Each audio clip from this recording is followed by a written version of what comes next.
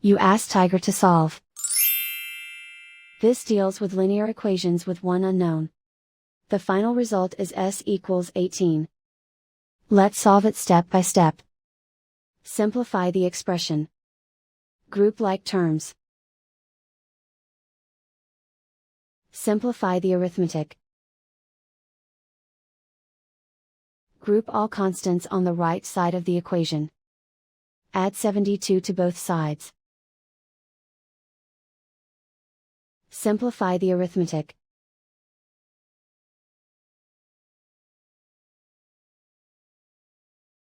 Isolate the s. Divide both sides by 24.